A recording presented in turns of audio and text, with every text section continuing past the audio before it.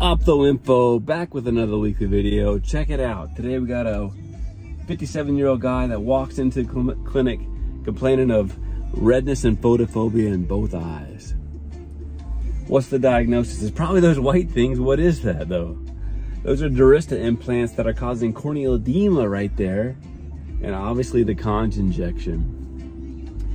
So probably not the best idea to put durysta implants in a patient with such a narrow anterior chamber. 1.5, 1.7. It's literally wedged between the corneal endothelium and the iris, and it's rubbing whenever the pupil moves around. And that's what it's called. You can see that edema there inferiorly. The patient's 6 o'clock. Okay, this is the right eye. So what do you want to do with this? The patient walks in, he's referred from the outside. My thought was, you know, if I'm a high hyperope, always dependent on glasses.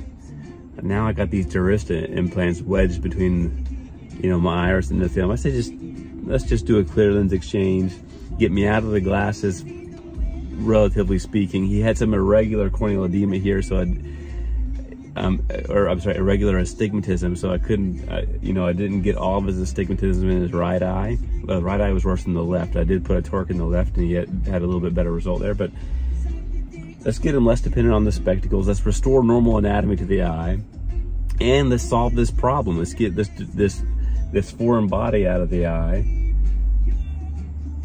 and prevent this worsening corneal edema, corneal decompensation, you know. And I was hopeful that I ended up putting an eye stent in his left eye. The pressure was a little bit higher in the left eye, but I was hopeful really in both eyes that the pressure would normalize with opening up that angle. So I did a little prop and chop here because, again, there's hardly any nuclear sclerosis. I'm using the Connor wand.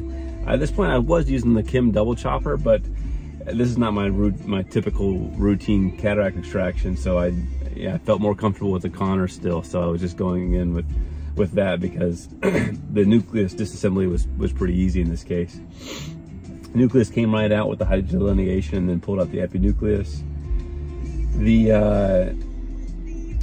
Again, he had some irregular astigmatism. You saw the calcs.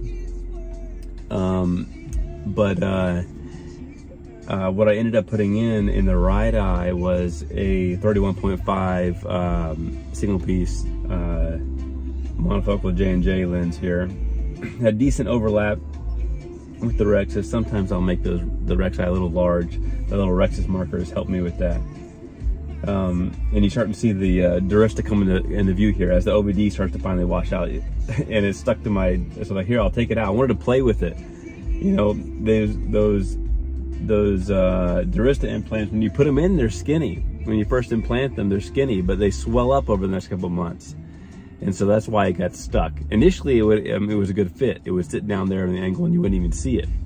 But it ended up swelling up and being problematic. So now, normal anatomy, baby. I love it. I love it. That swelling went away. The injection went away. He's not as dependent on his glasses. He's still on a drop. And he's not even a month after a second eye. I have him on the drop. But I'm hopeful that, you know, it won't be necessary. Come here, Bubs. Come here. Hey, come here. Come here. Come here. What you got?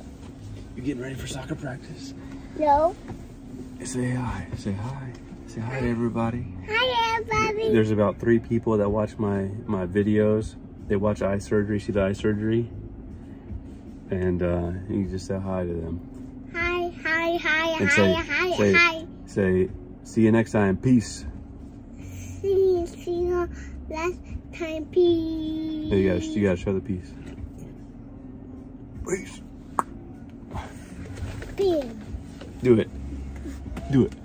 Do the bam. Go bam.